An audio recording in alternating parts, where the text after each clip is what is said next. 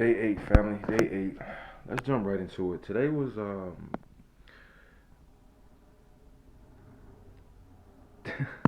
don't want to say rough, but today was a challenge, and I know that this is the alcohol experiment, but as I think about my ideal client, I truly believe. Well, I can't say truly believe, but I have a hunch that as a coach, especially on a one-on-one session, right? We'll get on a call some point in the future when I'm ready for that. We'll get on a call and see if we're a good fit for each other. And I wonder, like, what is your ideal client like? Ideal, right? And I really believe it's someone who used alcohol to self-medicate. You look at my mentor when it comes to alcohol. She did not. She fell into the trap for different reasons. You know, boss invited her out to happy hour. She's like, I don't drink alcohol. He says, Hey Annie, this isn't about drinking alcohol. This is about networking. Well, Annie's 26. She's one of the youngest VPs in her company. Of course, she wants to expand, right? Annie says she's running from poverty. Like, even though she went to Aspen High School, she said she was running from those cold nights in the mountains of Colorado, and that's how she fell into the trap, right? And she was drinking wine. But there's others of us, like myself, who fell into the trap due to self-medication. And in this Naked Mind, the book, um, there's a chapter called "Why Some Descend Faster Than Others," and self-medicating is one of those reasons. You know, when you're not drinking and it just, maybe it could creep up on you. You're clubbing a lot, and your tolerance is going up, and you're not really that aware of it. But for me, I remember when it went from something that was social. Not that you'd ever want to consume alcohol. There's really nothing. There's really nothing to gain and everything to lose. Um, and it's highly addictive. It truly is a drug. They call it drugs and alcohol. I feel like it's a part of like it's a scam or something. Like there is no difference. Alcohol is the number one drug in the world by far. Well, today I was doing a little bit of work on my past, and I've worked with a skilled practitioner in this area, and I got to be honest with you. Every time it's time to go back into the past, it's a lot of work for me. It's a lot. I could go into the actually. I'll be joining the gym here soon. I'm gonna find out if I get a job in a couple of days here. But in any event, even if I don't get the job and I have to go a different direction, I certainly will be joining the gym. And I haven't been in the gym in years, you know.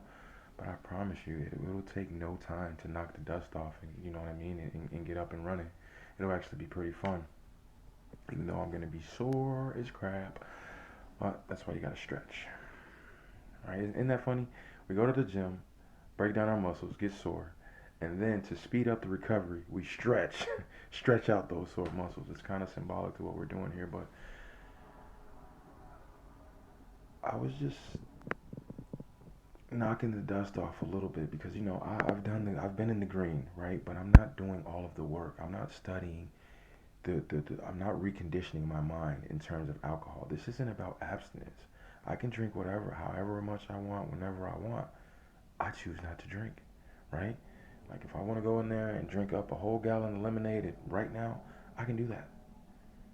If I want to go to the store right now and go get a fifth of alcohol, a pint of alcohol, I can do that.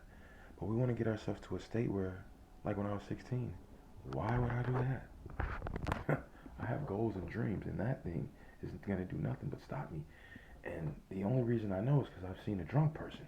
He doesn't look like he's very focused. But I know.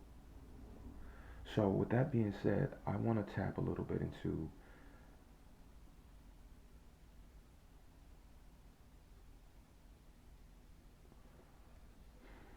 sometimes we may drink to cover up the wounds and to run and to numb. Alcohol is a powerful numbing agent. If there's something in your life that you don't want to feel, mind you, as a child, it wasn't safe for me to feel. I was at the library today, and as I was doing some of this work, you know, um, it was talking about gaslighting actually. And guys, I know that people use this term so loosely, but it's really not funny. We all have narcissists. I mean, the number one narcissist on the planet, by far, well, baby, an infant. An infant is all it's gonna do is consume for a while. It's gonna cry when it needs changing. It's gonna cry when it wants food. It's gonna cry when it's tired. It's gonna cry when it's sick. And all it wants is it's just me, me, me, me, me, me, me. Right? But a healthy dependence, right, leads to a healthy independence. And then that child who grows up can go on to be interdependent with another healthy being. Well, um, I was doing a little bit of work because I don't even like using that word narcissist. My mom suffered from what I would like to call apathy. And she would openly tell me and my little sister, who's 9 years younger than me, but especially myself, growing up, I had to go numb. And I'm not trying to mock her in a mean way. I'm actually just trying to, show like mock her the way she was. She would say like, I had to go numb. That's the only way I was able to survive, and I get it. I thought that I was doing myself a favor, drinking, like literally slowly, a slow suicide. But it wasn't my time. I'm still here. But, there's a lot I had to, at a very young age, I want to say 5, 6 years old, maybe even younger than that, but I can recall it. At 5, 6 years old, I went into the state of denial. I began to deny what I was going through, even though I was a child. And intuitively, I knew that this isn't love.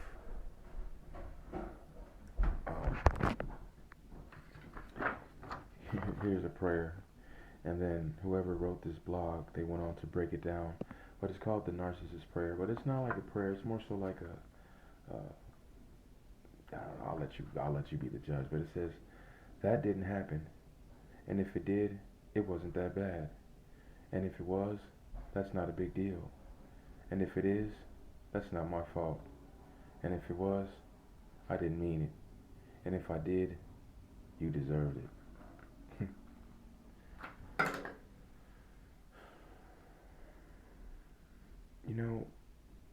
I remember when I called a mentor, this was back in late 2019. I can't remember if it was October or August of 2019. I want to say October because I was in LA and I had a car.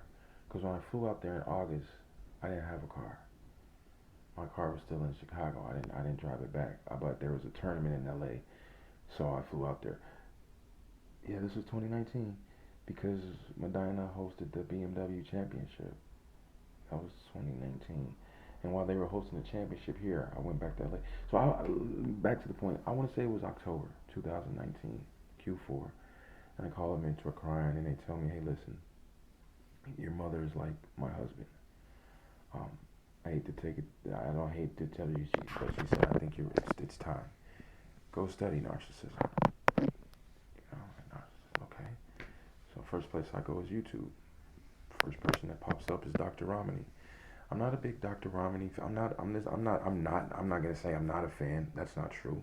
It's just that Dr. Ramani kind of takes the demonize the narcissist route, and I get that. But that makes me angry when I take that route. Whereas Dr. Judy Rosenberg, she refers to it as human disconnect. Right? We're disconnected as human beings, and some of us have went astray into the darkness. And that's what she says. You have to heal that dark hole, the hole in your soul. But Dr. Ramani said, she said, narcissist is a kind of person, we're talking more so NPD. Like I said, a baby's a narcissist. We all have narcissistic traits. Okay, it's a big spectrum, like a rainbow, But the diagnosis is for you. It's not to diagnose the narcissist. They won't even identify with something. It's for you to figure out. It just making sense. She said, a narc is the kind of person that will clip a bird's wings and then laugh because it couldn't fly. And as I was doing the work today, I was looking at codependency and how me being raised by a narcissist can kind of somewhat set me up to be, excuse me for the shit, a codependent. And I noticed I can fluctuate between being more of the dominant, kind of covert narcissist. My mom is certainly an overt narcissist. And when I look at my traits and my ways, it's more overt. It's more sly, But that's deep. You know, like I look back on things like, now that I'm older, like I would be 5 years old with keys, house keys. When I lose my keys, I'd get a whooping, and I don't mean a spanking. I mean like abused. And now that I'm older, I'm like, I know 10-year-olds that don't have house keys, man. But at 10, I was raising a premature baby while my mom was suicidal over the dad. So a lot of these things I just swept under the rug, swept under the rug, swept under the rug, swept under the rug. But when you sweep things under the rug, it's gonna fester up, man. It's gonna be there, probably molding and rotting and getting worse than it was, than if you just addressed it from the get-go. So I want you to know something. Just because you begin to get sober, don't think the sun gonna shine. But listen, if you go back to using, whatever you was running from, it's just gonna get worse. It makes me, the word's not even queasy. It just makes me, it makes me feel hurt that the woman that I loved dearly, the woman that I always wanted to make happy, make proud, be in her corner, she be in my corner. You got my back, I got your back. She wasn't mentally fit to do it for me. It's not because she was mean, because she was evil. No one ever showed her. It's like you growing up on welfare and you're mad that your mom couldn't show you how to be a millionaire. Right? Ain't that, what's that? Is that Bruno Mars? I wanna be a millionaire, so friggin' bad. Buy all of the things I never had. Well, your mama she got link cars in Section 8, bro. you a long way from from seven figures. And it's the same thing as far as relationships, right? If a relationship was a bank account, my mom don't have it to give. She didn't have it to give. To this day, she's still off. In one of my books they say that sometimes these people get worse, these personalities get worse as they get older. I don't deal with my mom, very limited, and through email only. I don't even think the lady have my number. I know her number, of course. She had the same number since forever, but my baby sister deals with her. And when I check in and I tap in with my baby sister, I'll inquire about her mother, and lo and behold, same crap, if not worse. Confirms that I'm on the right path. But my point is, sometimes I got a lot of points. I'm sorry, y'all. I'm early on. I'm only 8 days in off of 15 years of use, and it's about to be 300, almost a year, a full year since I've been doing this alcohol experiment where I've been documenting sober days and the using days. Data points. We don't call it relapsing. Any gracious, this making mine route. We don't call it relapse. We call it a data point, right? Got data.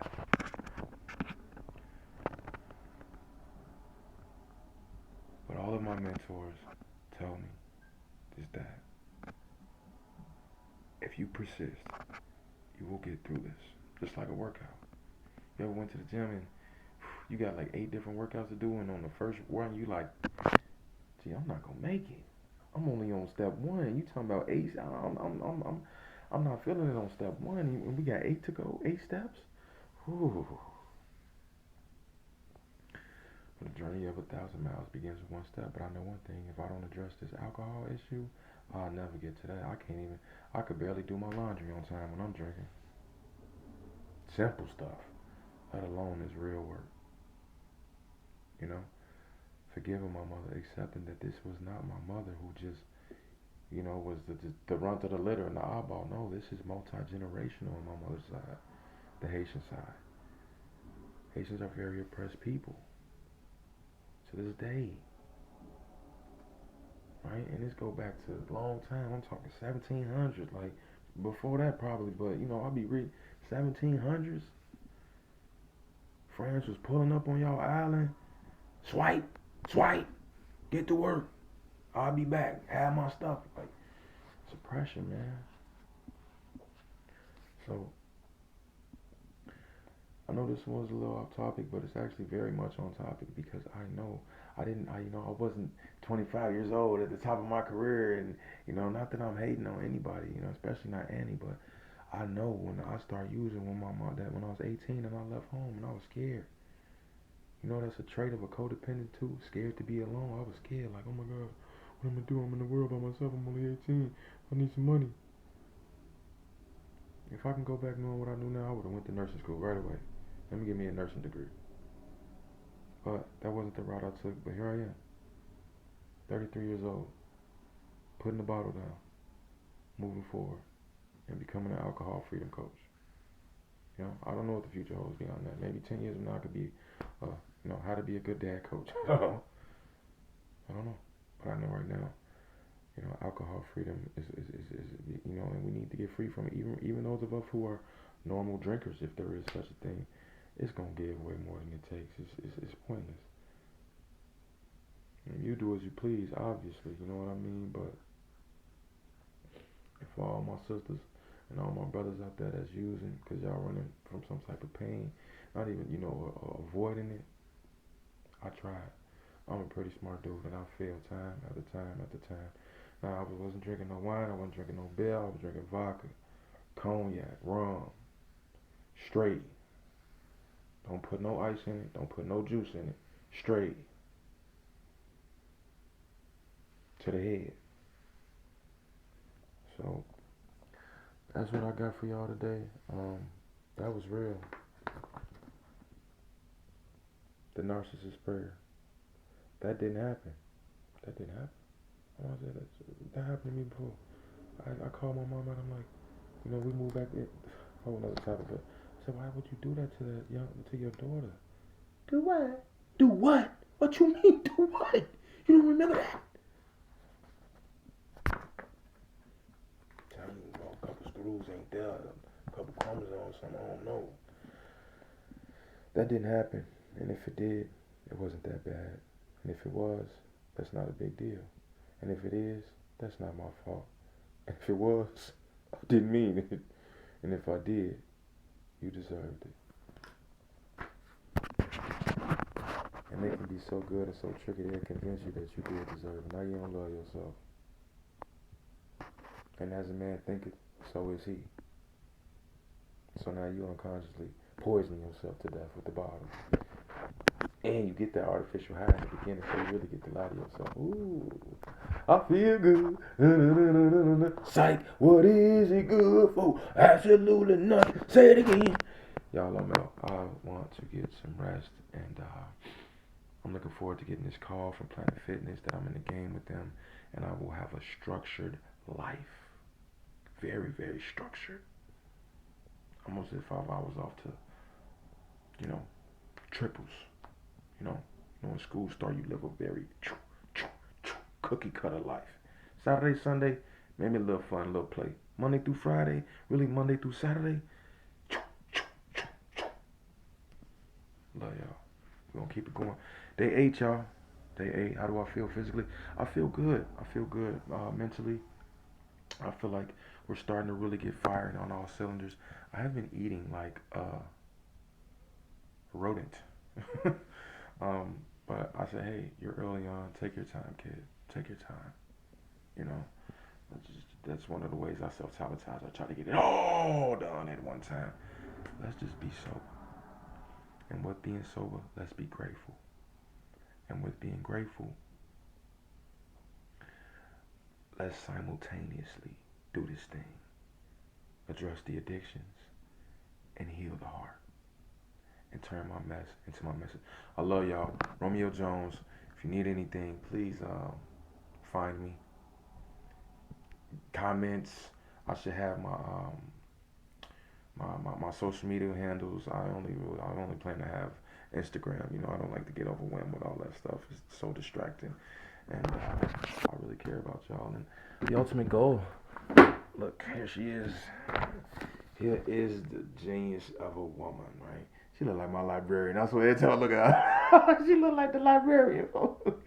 Such a sweet little lady, you feel me? Can't get angry about nothing, but if you see this Naked Mind Institute, that's when you can become certified in her methodologies and help other people. Yeah, I've got another coaching program too that's awesome, but I'm gonna take those, man. Listen, I'm gonna put it all together. And I'm gonna help you out. Now you got to do the work, but I'm gonna be right there on the side with you. Right? You ever worked out and you had a partner? That's how we used to work out when I was in high school. Right? You got an A guy and a B guy. The A guy does his workout, and the B guy spots him through everything. And then when the A guy's done, they flip. The B guy does his workout, and the A guy spots him. In this case, we're not gonna flip. I'm just gonna spot you the whole way. So, if you like it, hit me with a thumbs up. If you love it, subscribe to the channel. And if you know anybody that this message will resonate with and this page will resonate with, share it with them, please. Help me. I aspire to inspire. Because if I can get off this and aspire to be free and kill alcohol and have joy, peace, health, wealth, then you can do it too. Trust me. Much love, y'all. Bye.